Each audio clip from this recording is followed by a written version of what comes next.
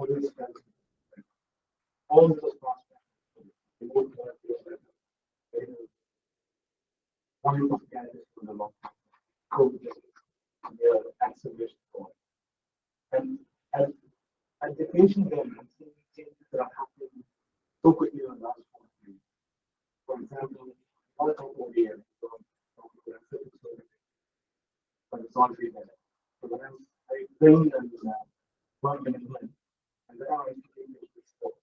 And now I speak with them 5 years later, and they're using AI sports. Patient comes in, scan the station, AI works on what needs to be done. This is not just theory, and they are demonstrating that because of using this technology, after a stroke, they were saying 80%. This translating into that. And right now, some of the last 6 months, what I'm saying is one single test done in blood that can detect cancers completely. So this is something really USA that is not every other. It's all strong data. Not anything complex, not we're able to detect cancer who are not having. It's always really extraordinary. And last year, I talked about robotics. But these surgeons are using robots. So, for example, they make a big come from here to there, and tries to move it. Now they get small incision, like the robot case or patient, and send it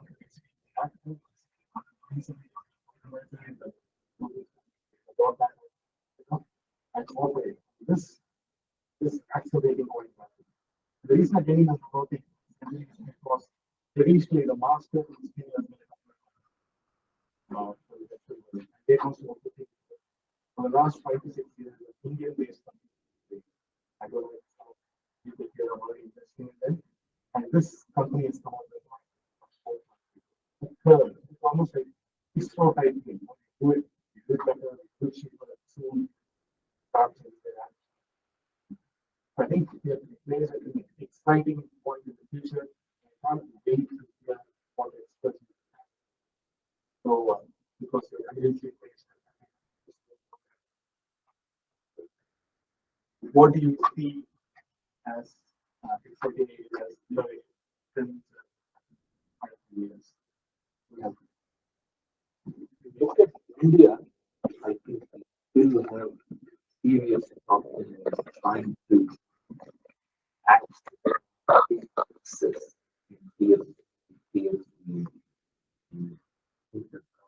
this important but in the near future, hospital, you will be shocked as to how this is done. Yeah, the best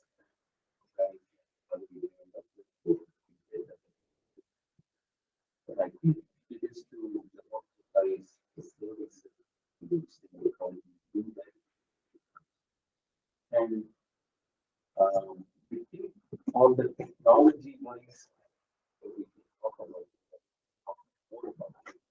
So if any of you are working on technology with this kind of hospital, I think you should also how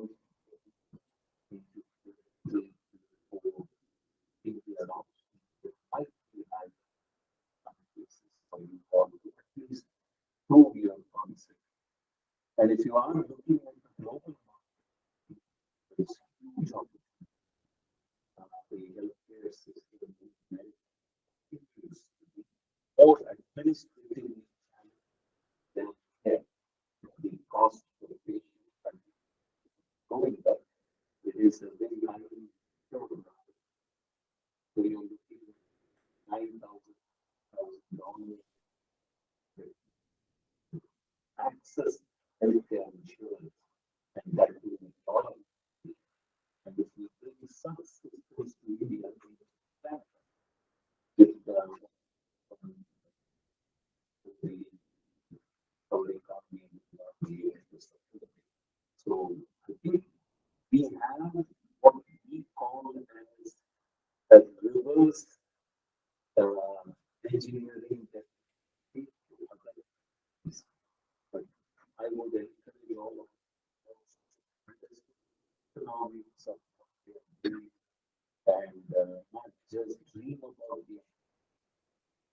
but in the how we can get to that market. And there are huge opportunities. Data and artificial intelligence and all the things that are here today. So I would say that it's an exciting discussion with the environment engineering company. They need to have healthcare knowledge and the knowledge of the engineering is going to be a very, very good thing for everyone. Talking about the development is that not just on the macro, but affordable. What are their thoughts?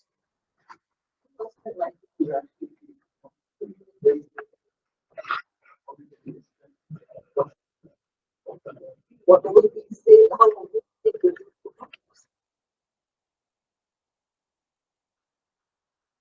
To acknowledge and second what Raju said, I have personal experience with the Indian public health system, and I can tell you that the curative is one thing. People go when you're really sick and you get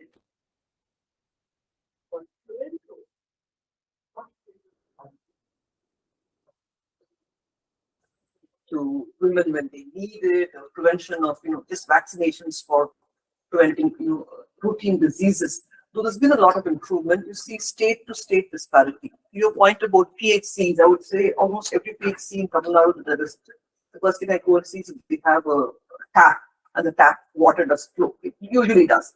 You just go 2 districts north of here into, let's say, in a Telangana district, and you will find there's no water in the tap. I mean, there's completely dysfunction. And the PHC is supposed to be a place where a woman can deliver a baby. So it's really it's not just taking out a few medicines from a differently. That's just the background that we have to think about. I agree with you that COVID has accelerated a lot of the remote patient care. I find that is I don't know whether people want to develop apps for this or not, but that's already happening through WhatsApp calls, and you send a scan to the doctor looks at it and then tells you what you want to do. And even if you have symptoms, you just speak to the doctor and he said, you have a blood pressure monitor at home. All of this, of course, is for the reasonably well-off people. The people who are at the bottom of the pyramid, I think, still lack access to both preventive and curative care. In terms, I won't talk about the technology advances since you already mentioned them. I mean, I fully agree AI has a big role to play, though largely the AI role has been imaging so far. And people talk about AI in clinical trials. I'm not so enthused by that because I prefer traditional good statistical analysis for a clinical trial than AI, where you don't usually know what the reason that AI recommends something is. You mentioned the stroke idea. That is excellent because I'm basically discriminating between one set of patients to another set of patients, and that is fair. I would want to just also mention that in biopharmaceuticals, I mean, as in biosimilars, biologically based drugs, there's a lot of advancement happening over there. I mean, if you not just cancer drugs, not just immunotherapy, but cancer vaccines and RNA vaccines. There's a lot of activity happening there that's accelerating at a very high speed, and which I think we in India are not much exposed to, honestly, because the Indian drug industry is for no good or bad reason. It's a great imitator, and that's been our history. And I think we are the drug backyard of the rest of the world outside Europe and so on. But we are not really up to date with what's happening with the latest developments in biopharmaceuticals. Yeah, you have Kiran Shah Mazumdar who will do biosimilars, but I think there's a lot of exciting stuff happening. And also, I think you mentioned the bluntest cancer. Similarly, I think the cost of genomic sequencing is gone down rapidly. Again, I'm not talking about the bottom of the pyramid. I'm still talking about people who can afford to get this done. But as that increases, and as you get much more data on associations with either genetically transmitted diseases or with epigenetic consequences, you'll find a lot more or tailoring drugs, for example. There are some people who cannot take lopidogrel. It's a blood thinner, and you will have to give an alternative medicine like warfarin for them. So that kind of work I think is big in the West, and we're yet to catch on over there. We need not catch on. I think, as Raju says, even if we look after the vast majority of people, we have been doing a lot of good work. Consider the fact that we have 1,500 people per allopathic doctor. And by the way, I will not talk about Ayurveda, Ayush and so on, because that's not in my dictionary. I'll say that upfront. So an allopathic doctor is 1 to 1,500. The WHO standard is 1 to 500. So we're at a really bad state in terms of coverage, simply access to that kind of doctor. Look at nurses; it's much worse. I mean, Sam will probably illustrate it much more graphically, but the data there also is, I think we have something like 1 to 670 or 1 to 700, where you should be having 1 to 300 number of nurses. So there's lots of areas that you should be improving. Not all of it is technology, but I'm sure you smart people can think about ways in which you can get more nurses out, or technology to supplant what the nurses do. So I'll stop there. I think that's enough for you. Just change the order a little bit. I think Sam's got other comments coming through. So, Sam, your thoughts on both? You do both. You wear both hats, and I think that's a unique handle to get a perspective on emerging trends. Your thoughts? I think broad context. I think first of all, it's an outstanding panel, right? A lot of these all of them are friends, in fact. So I think Muthu, hats off for doing it in HTIC and Access, for enabling, more importantly, an audience for receiving. But look, where's India? We're 2.x trillion dollars of economy going to 10 in the next 8 to 10 years. For us, 20 trillion will come even faster, right? So it won't take as much time to go from the first trillion to 10 trillion. It will be a fraction of that time, which means the opportunity of growth is dramatic. You're seeing that in the number of people around, but you're going to see that in the amount of wallet space that they have to do discretionary spend, healthcare. But India is a very value and price conscious economy. If you don't give fair value, people won't come. There are 1 or 2 price setters in every market.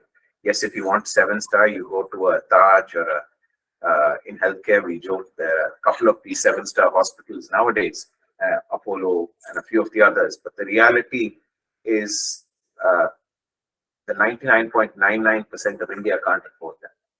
The number 1 provider of healthcare is the government. The number 2 is the church. The number 3 is the army, right? So if you even go to an Apollo, which is the biggest single player in India, it hasn't even gone past 10%. In fact, if the latest data is seen, it might be pushing it to say they've gone past 5. And therefore, the opportunity for you to make a difference is huge. There are 80,000 hospitals in India. They provide in the private sector about 70% of inpatient care, but only about 40% of outpatient care. The government and many of the other smaller strong partners of the ecosystem provide a majority of the rest. So the structure of the industry is shaped in a manner that's very different. The price setter for the longest time would be top corporate hospitals in a region. That's going to change. It's going to be the payer, meaning the insurance company, structured payer, that will start setting it. And the amount of pressure that anyone who has hospitals here is under on a day-to-day basis to accept lower payer prices, lower government scheme payer prices, is just increasing. It's not coming down. Today, that represents between 25 to 50% of what I call the affordable market. It's going to be a much higher percent. My hospital currently is 50%. When I came to India, it was less than 25%. I suspect that within the next 5 years, it will be 80%. So that means that the amount of structured payer who pushes back on cost is only increasing. The value consciousness of an Indian is getting much more sensitive. Even though GDP grows, structure of industry doesn't make this easy. But we're a far cry away from the United States and the UK and many other systems where, if you actually look at their structure, they've got such issues that they have to basically throw that system out before they can ever make the world better. In the US, to implement anything that improves efficiency in a system, it takes tens of years. We don't have tens of years of our life. The opportunity is huge to make a difference. As I said, value conscious. Technology, clearly, I think everyone knows non-communicable diseases are increasing. The top 100 diseases 20 years ago are not the top 100 diseases today. Less than 40% are represented now. If I go 100 years, it's only 3 diseases that are on that list, right? So the world changes, and 100 years from now, it will be things that are based around resistance, superbugs, things that perhaps are around mental activities that aren't as strong as they were. We go to our forefathers' time. Then they were worrying about food on the table, survival. Today, we're worrying about how do we perhaps pull back, which means that we're in a situation of abundance and lifestyle choices. So I think you'll start seeing convenience health as a key trend of the future. Today, a person doesn't want to travel more than 10 kilometers for certain basics. When I was there, they used to travel across the city to go to 2 hospitals or 3, including the government, Sitapati and Dr. Mehta's. If I rewind the clock 50 years ago. Today, nobody wants to go 5 kilometers for certain subspecialties. For neuro and cancer, they'll still travel, but for many of the others, they don't. That's one. You've got lots of competition, so it's not that you're the only guy around. Today, there are a lot of educated. There's no information asymmetry. There's no capital asymmetry. There is talent with capital asymmetry, meaning good people doing the right thing over good cycles with the right business model. There is something there. There have been huge disruptions in trend in business models. I think if you take something like Practo, why did it grow so fast? People ask, and why is it stabilized? Because Practo did something remarkable. It actually played a professionalizing role in cleaning up this incentivizing system that certain doctors used to pay upstream to get business, or certain hospitals used to pay upstream to get business. Practo cleaned that up. It then said, open public, you come, you disaggregate a gatekeeper, and therefore there was an opportunity. Today, that problem doesn't exist as much. So that's why Practo's growth curve has gone like, right? And that's one example. If you look at things like convenience health, getting care at home, we've seen the growth of that. During COVID, nobody really wanted to step outside. So not only is tech increasing, but convenience and concierge health will increase. We will probably have a digital supporter for health on our phones that will wake us up, perhaps with a lot more niceness than our spouses and kids sometimes, and more regularly, right, in a structured manner. You'll have toilets that will evaluate your outcome and tell you what your input should be, right? So I think the world is changing. You are the opportunity of the future, because healthcare is one of the poorest digitalized industries that there are. We're about 12% at the moment. India actually is a much smaller percent. The amount of government capacity to fund that is limited. So therefore, opportunities from private that are value conscious are greater. And the last thing I would perhaps want to leave is work with existing partners, because that's credibility. So whether it's a Kauvery or a Mehta or a Medall or a Gates Foundation or anything, or Cognizant, anybody, especially with organizations like HDIC, which gives you that, try and find as many of the folks out there as possible. I think that's the opportunity you guys stand in front of. 4 times the fastest growing nation in the world, and health being such a great opportunity. It's number 3 in the digital discretionary spend in the wallet. Thanks. Mohan, what are your thoughts on emerging trends? Sure. Thanks, Dr. Sridhar. Let me try not to repeat and nicely, see, I don't understand the public health system in India. So what I do know is I'm working with some of the startups here, and also some of the startups outside in the health space. So I know the kind of clients they go after. So I'm trying to see, what kind of opportunities that exist, and how technology has actually helped many of these initiatives take leap forward with many solutions. One area, of course, which I'm personally passionate about is accessibility. Of course, part of the reason is my eye is all screwed up, but there are two or three areas which are very interesting. So, how, in fact, I'm working with Professor T.J. Thomas. What he is trying to do is for providing STEM education to students, while there is technology that exists to read the script, technology is still not evolved in its ability to help the student understand pictures that are there in the page. For example, if you are doing electrical machines, and there is a picture there, which may be a 3D image or a 2D image, how does the student figure out what it is and understand the nuances of the dimensions that were there? So I'm actually helping out and funding that project, and that is taking off. Now, the reason I'm saying that is a few years back, we could never think of such a solution.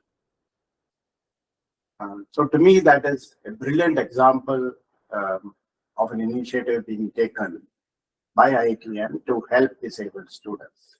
And I think all this is possible only because of the way technology has evolved. Similarly, there is a company here, right, which works with people with disability who lose their limbs. How do they operate a computer? I don't think we could have ever done a solution to that a few years ago, but now that is possible. So that entire area of accessibility, if I may call, is growing leaps and bounds thanks to technology. Okay, all this AI and all nicely embedded in all that, we can also do predictive solutions, which is great. And of course, talking of AI outside of this, and I was trying to think through what additional inputs I could give. Of course, I'm switching here, but pharma companies, drug discovery is becoming is always a big issue, right? It takes ages to discover a molecule and follow it up with a drug. So if you can do predictive modeling around there is a view that AI can actually rapidly diminish the amount of time required for a pharma company to get the drug to the market. And coming back to the other two topics that I wanted to cover, mental health. Physical health is a given, right? People are all conscious about it, and Sam spoke about it, right? Input and output comparison. How do you take that to emotional well-being? And we spoke about digital health. I have my Pixel phone, which actually monitors all the physical, mental parameters in that. So, mental health, I think this is also probably an aftershoot of this COVID thing, where people became insecure. And when they went back to work, there was a lot of disturbance. I was visiting US a few months ago, and we visited some hospitals. Many patients come there from corporates because they just could not handle this turbulence and shift from working from home to going back to offices. And then all the companies, started hustling together, decided that, it is becoming a big issue. They all came up with standard operating procedures to enable people to come back. So this mental health, the business around mental health, and I know some of you are working in that space, will have a lot of opportunities because of the tech enablement. So that is a second or third opportunity, I see. And two other areas, which is also, in my opinion, becoming very popular. None of us want to grow old, right? We all think we are immortal. So this entire thing about geriatric sciences, in terms of what are the things that people as they grow old, how do you enable technology to measure their parameters? Singapore is a fantastic example of smart health, right? So where every person who's covered under that, they're actually measured on a day-to-day basis in terms of how they are doing with their vitals, how they are doing with their diet, how is their other parameters measuring, and then the same data is uploaded and analytics prepared, and that is how the care happens there. Of course, cost of care is an important issue globally, right? Whether it is an insurance provider or you pay directly as in India or whatever. So that is a great example of technology. And the final one before I toss it back to Sridhar is what is it called? Circadian thing, right? What is it called? Circadian sleep. People are not able to sleep. So they want technology now to help them sleep. So there is a lot of opportunity in that space. I know one of you is working in that space, so we'll do some research in that to understand. So all these are opportunities. From a hospital side, which of course Dr. Sridhar, I don't want to talk about robotic surgery and AI and all that. But to me, this what we call as IoT, right? Or rather Internet of Medical Things, IoMT, where you are able to talk to each other and make your devices talk to each other so that you are able to have a much better diagnostics. And not only across that specific floor and across hospitals, but across multiple hospitals. That is another big thing that I believe will create a lot of opportunity. I'll pause there. Thank you. I think there was an extensive summary, but I do see there's a lot. Aging is becoming much and more of an issue. Previously, we lived in joint families and children would look after them, but as you all know, many of colleagues are left to USA, leaving behind elderly parents who are aging. In fact, I think a couple of years back, one of the doctors who worked in Kauvery left off to start his own venture. It's called Kauvery Hospital, the first geriatric hospital. It had a lot of interest, a lot of investors, I understand, and we are looking to expand. And that's a space that's growing rapidly. And in Japan, there are robots therapists because as people grow older, we need people to assist them. In India, as of now, it is not a problem, but soon it will be a problem. In fact, I'm wrong about that. I think even currently it's quite a difficult task finding people to right people to look after the people. So these robots for that.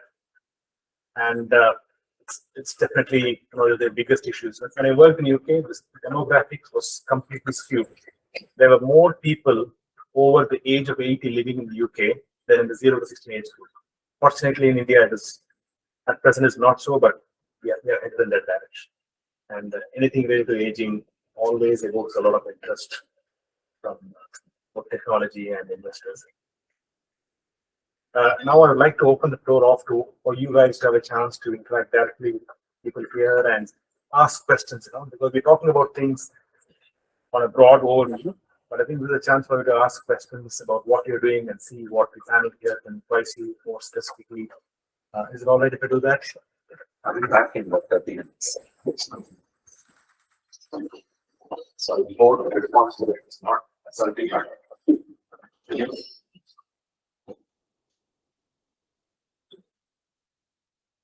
Go ahead. Thank you for the very interesting insight that you all gave. But I have a few questions. I don't know how do I Whatever you like. Whatever. So I have been into preventive and community health and all of that for some time now. However, how I see it is that a lot of this comes from behavioral, a really long time engagement with the community that we offer preventive.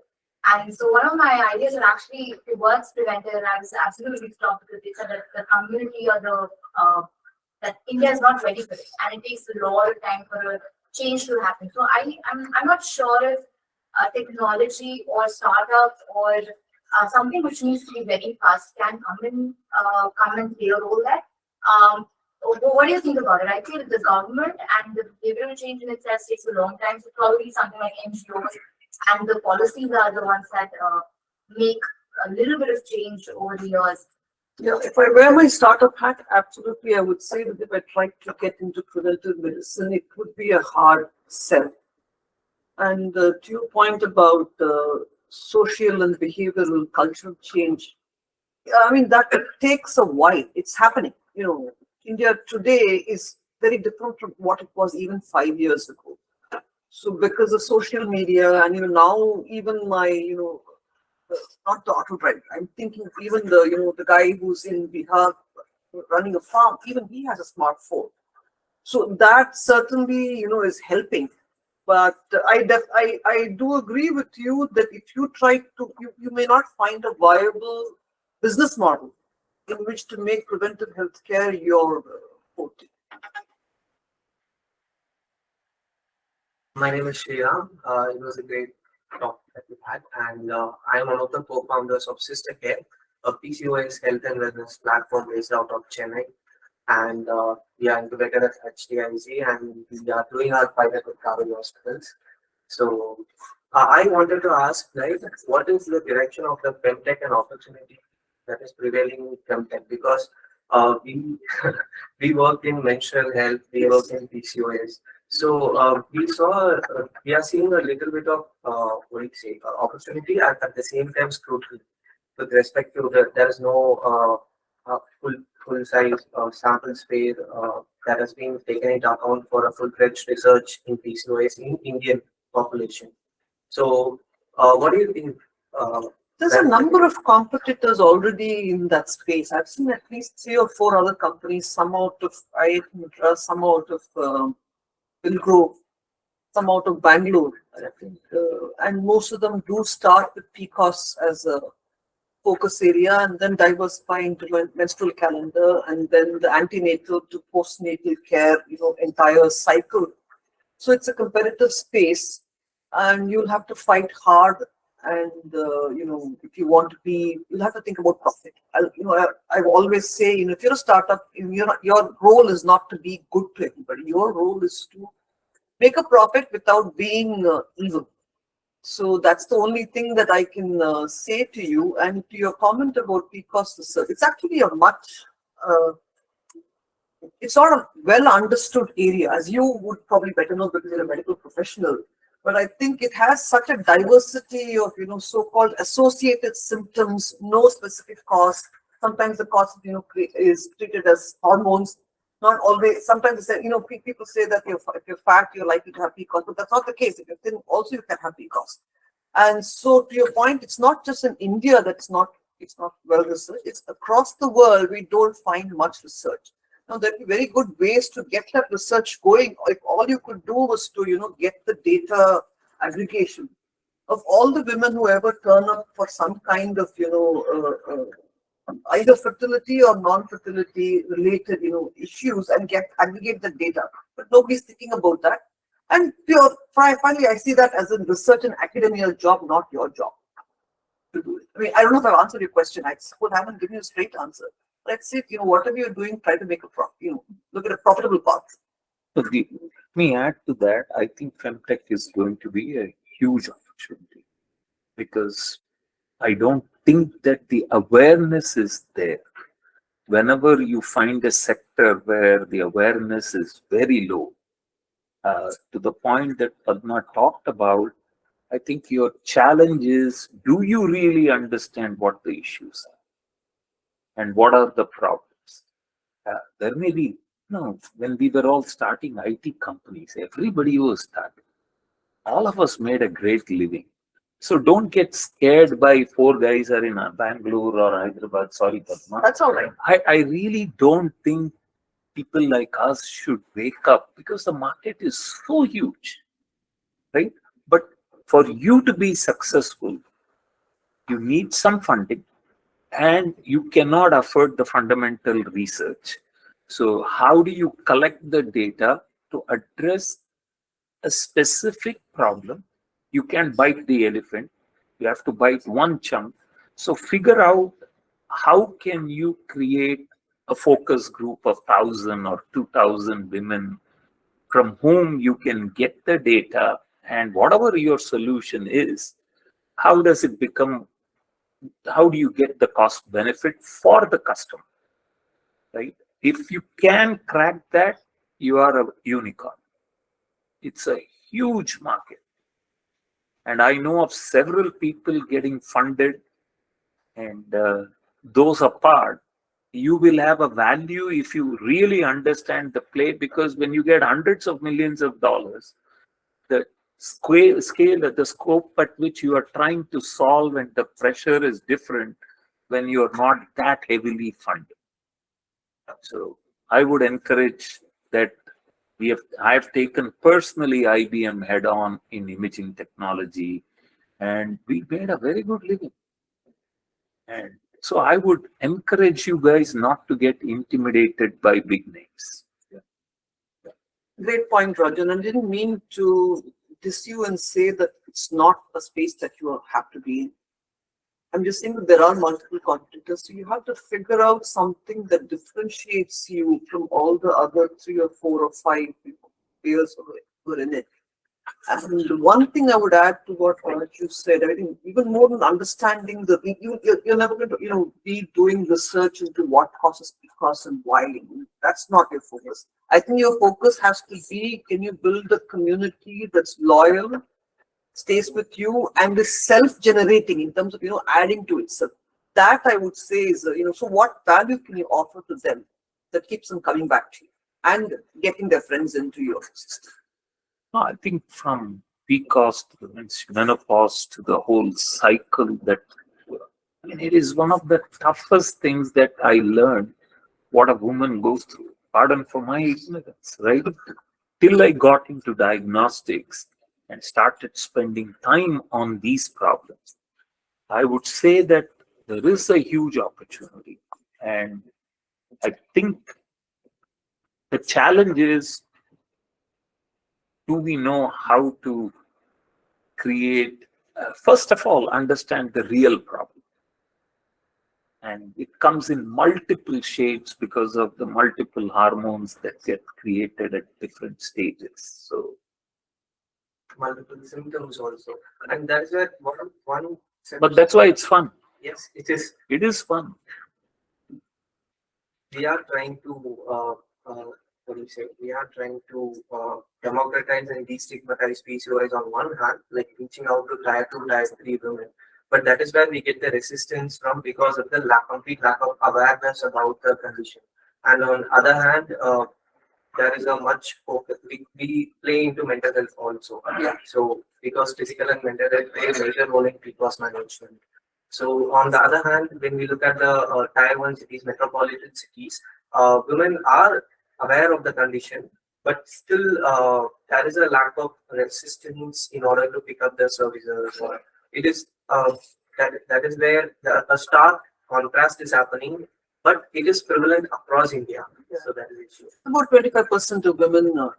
One in five. It's the epidemiological data. And just to pick up from where John left off, it's not just PCOS. PCOS, you usually come to a PCOS situation when you want to have a baby and you find that, you've been married for 3 years, and that's when the diagnosis starts. It doesn't start when normally if you're fat, you don't get the diagnosis unless you really go and see a doctor and then, something happens, or you're hairy or something like that. And those are not necessarily always PCOS. They could be other, related. But to this point, there's a huge spectrum of, women's issues, and maybe you want to use PCOS as your starting point, but then, experiment and see which of these can be, a sweet spot for you. But community building and self-perpetuation of that community, that would be important. Tie up with some NGOs. Yeah, that's what It I will was- really help. That's why you get the data. NGOs, even places like Rotary, that's how iBank and all became popular. Hearts, all of that awareness. You are in the awareness stage. So play with a lot of these and convince even the government. Government is very worried.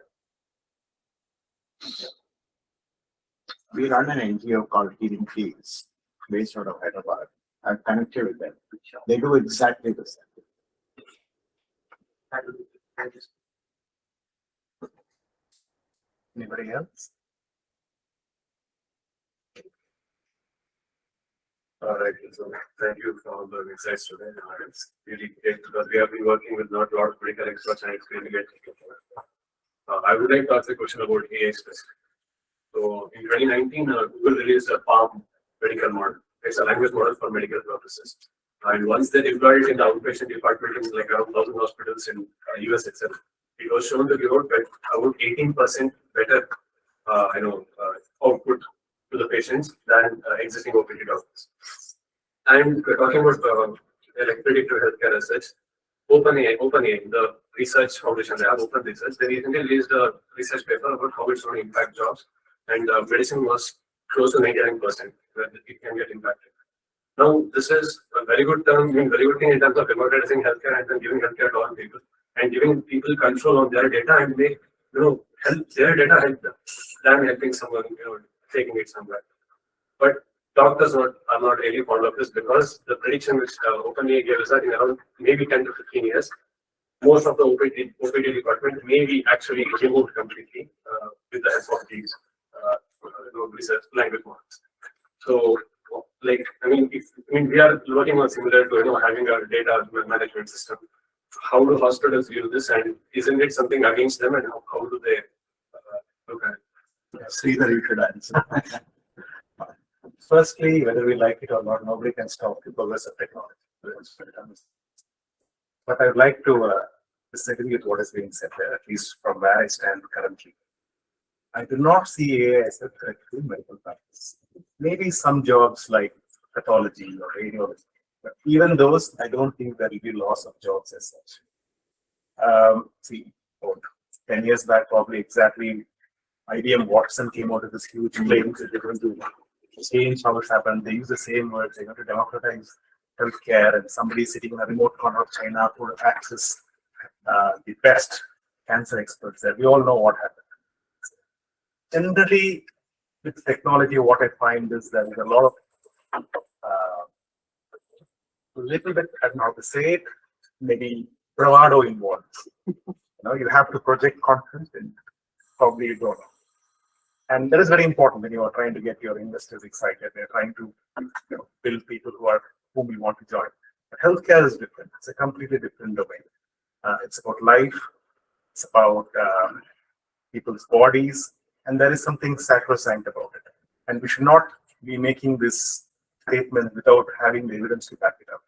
And that's what happened was.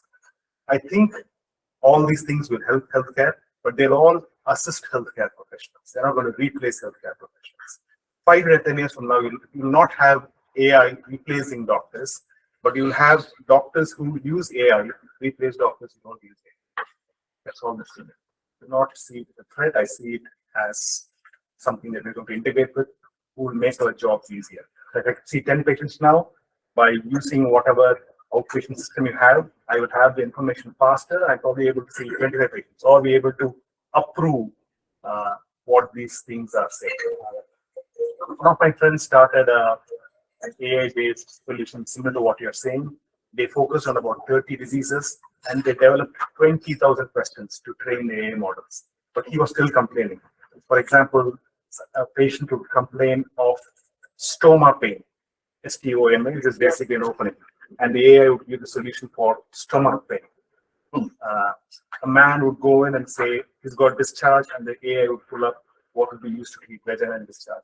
So I think there's a lot of ground to be covered, and at all points, I think you'll have to have healthcare professionals signing off on what these things are saying. At least that's what I say. Oh, I would completely agree with you on that. I mean, I sit on the data science park as well, and see, much of AI, we don't really know how AI arrives at the result that it does. With statistics, you have a very strong foundation for reasoning. You know what that is. You know the assumptions and distributions and so on. So to your point, I mean, you may see an 80% better rate of diagnosis, but I expect an and not an or in terms of a doctor and AI. So I fully agree with you, and I think legal issues alone would mandate that you have to have a certified healthcare professional sign off, at least for some time to come. There may come a time when medical education becomes so expensive that the poorer people have to rely on AI outputs. Correct? ICMR has released last week guidelines of using AI. It says autonomy cannot be possible with AI. Medical professional has to be involved in decision making. There are a lot of 10 points there listed. So it's anybody interested to look at that. ICMR guidelines that was released. The only analogy I'll tell you, it has no relevance to AI, but adoption of technology. I come from a world where in America, we used to justify a Wang word processor to get rid of a typewriter. Then came a PC which could not display an image, and we had to get a separate terminal to do it, and scanning, storage. was $20,000 a gigabyte in 1988. And we had to go get optical discs. SNA network couldn't take it, so we had to bring in TCP/IP and do it, right? So if you are now today, you take it for granted. And then we had to fight a check processing image, that an image is not acceptable. Then you had to have the original check. So the cost benefit was not possible. So long and short of it, I'm saying that if your idea is going to ease the life of people and it has some ROI, and you don't have to go deep and solve all the problem, try to use people and get 40% productivity. That's how we did all the matrix matching algorithm, pattern recognition for checks, everything else. We improved the productivity. So if you can focus on areas and improve productivity as a first step, automation and elimination of jobs and all, let's not worry too much. Yeah. At that time, it will be better.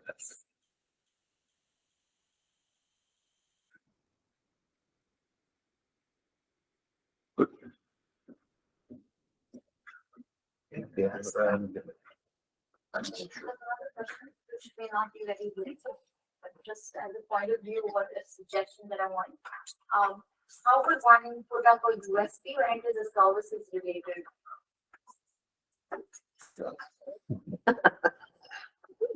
No, your USP has to be the economics around it. See, you don't need always a technical superior feature, right? It has to be good enough feature. At least I feel that, but you have some USP in terms of either a service. In a service industry, ultimately, somebody is willing to pay a Kauvery and an Apollo 3 times more than you would get in another hospital, right? Now how did they create that aura around them? It's the outcome that they were able to provide that.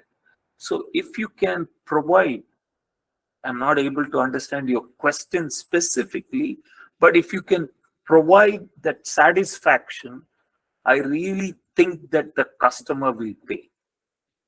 And you have to pick your strata of customers. You can take a Benz car and try to say that it is even good for a guy who wants to buy a Maruti. Yeah, all the features are great, right? So the economics, what I'm saying is the ease of use of that. And as an entrepreneur, your toughest job is where are you positioning your product or services? Who is your potential customer? Why would they buy from you? Who are they buying from today? Are you disrupting with the technology? Are you going for not always with a price reduction, but convenience of down the stream use of that? See, if I can add to it, see, when you're in a service business, it's all about customer, right? So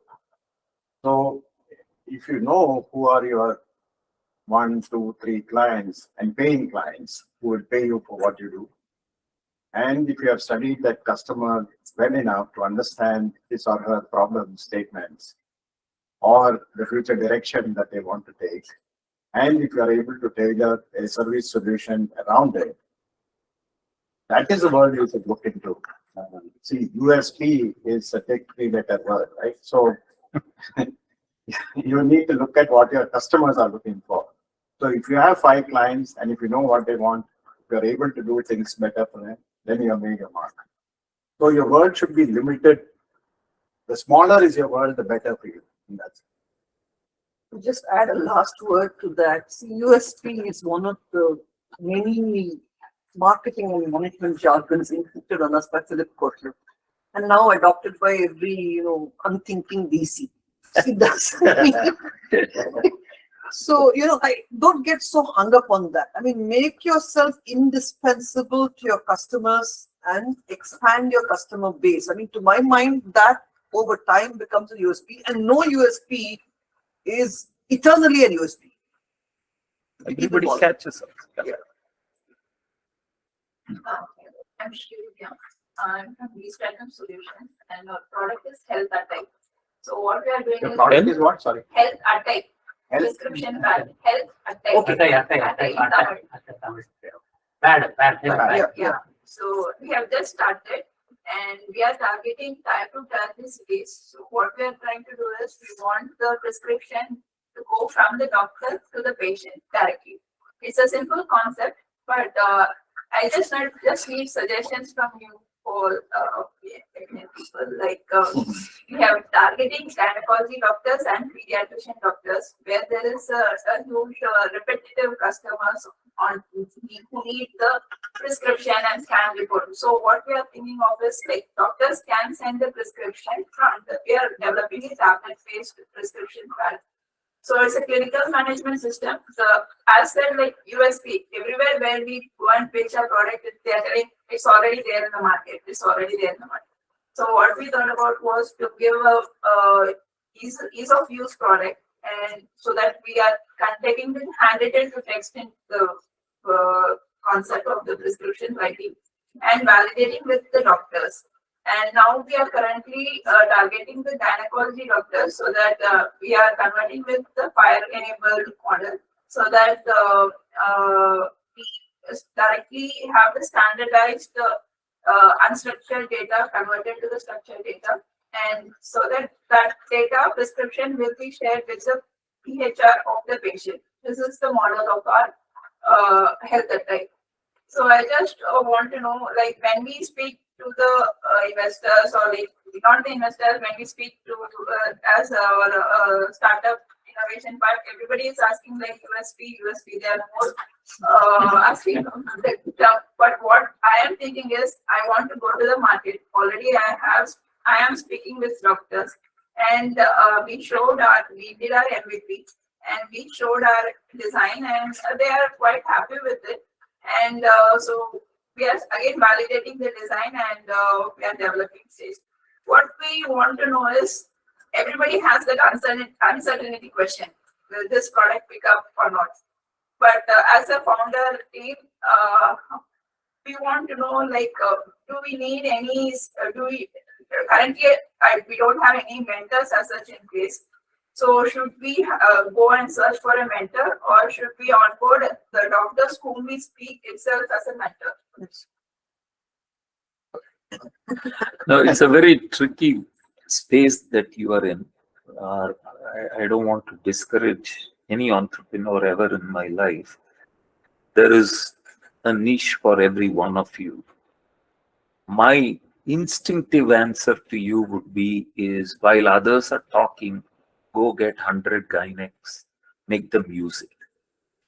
That's what I am. If you can do that, it is a great plus. And if you are saying tier 2, tier 3, and it is ease of use, if you provide that and they actually use it, if I were you, there are hundreds of products that I know, but nobody does this. They go sit there and make that work for a doctor. And they throw the tablet, they put the money in, and they walk away, and nobody uses it. Right? From good old days, we started putting PC in every doctor's office in US. It didn't take off. We were willing to give the PC because we had the back end. But I would say that getting that adoption to at least a minimum scale, not MVP doesn't address adoption of 100 or 1,000 doctors. Okay, in South India alone, there are 45 to 60,000 doctors I had in my own database. So I'm saying that getting a minimum of 1,000 somehow, and creating that time, the price at which they will buy it, what are your future, all of that falls into place. Nobody is penetrated yet, including Practo has tried asking the doctor to fill a prescription. It doesn't happen. And your trick is, every doctor has a medical shop. So how do you give that to him? like what we have thought of, every doctor has a pharmacy inbuilt. So they already have a pharmacy management system. We are not going to enter their space. We are just going No, to, but the prescription will have. we are just going to transform the, we are not going into the pharmacy. So why would the management doctor system. fill it? For the Because if you fill it, you can go shop somewhere else. He wants you to buy it there. Sorry, I'm being rude, Yeah, what but this is what I've seen. Yeah, what I am thinking is, like what we are thinking is, the doctor, currently they are writing in the pen and paper. So when they write in the digital format, they will have the record themselves like. They don't need it. They don't want it. That is the point you have to prove. I can't speak more than this, but I've spoken a lot that every doctor is connected to a pharma and only that guy can understand his handwriting. Yeah. We are disrupting. Yes. Yeah. Yeah, we can good and bad.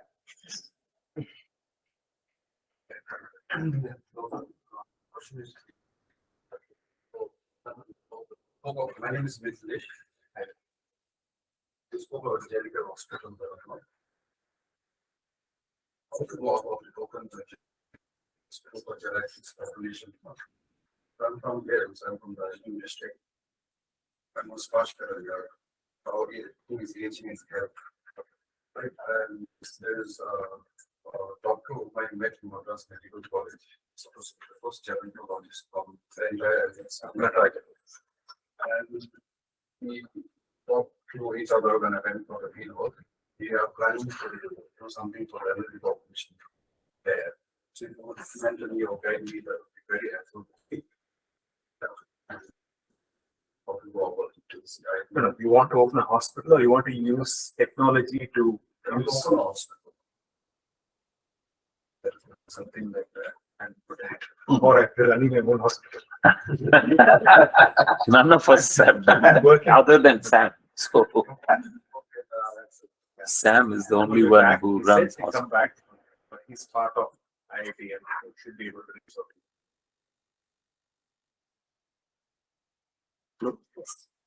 Yeah, the same problem I feel that I'm not, as you spoke about mental health and emotional well-being, there are a lot of new improvements can be done using a virtual reality or any software aggregation. But whatever novel element or new element we try to bring up, that can be developed by other persons also. It is not like a hardware product where we can patent it and protect it. So as an investor, I want to know about the investor perspective. How do you see those software products which has a potential business model? It does solve the problem, but it doesn't have a novelty or and well protected. Many competitors can come in. It will more like go into a business model. I mean, it will go into a business, like not like innovative and entrepreneurship where we can honor this. So how investors see those kind of products? Will they like to invest in it? That's kind of down. Okay, so may I take that, Raju, if Please, you don't please, mind? I would please. just say, first of all, nothing succeeds like success. Who cares whether this is innovative or patented, or that is not the first concern. The first concern is how many customers have you got using it? How many of them are paying for it? And is that payment, is that revenue part sustainable? Is it growing? Worry about that. Worry about the business model. Worry, rather than worrying too much. I mean, yeah, you have to worry about the product clearly, but you must worry about who's going to buy it and prove it. See if I can add. I think you should get this investor out of your mind. Very well. They're a useless bunch. Okay. And valuation. Yeah. What is my valuation? Yeah. Get out of this. And if you are doing the business that you are talking, get the customers to bring in the money to you. Okay. And not necessarily the investors. After a few years, few months, I don't know, investors will chase you. Okay. Then you demand your price. So don't, sit here, do a prototype, MVP, and say, where is my investor? They will kill your business. So don't worry about that. Very well. Thank you. But I think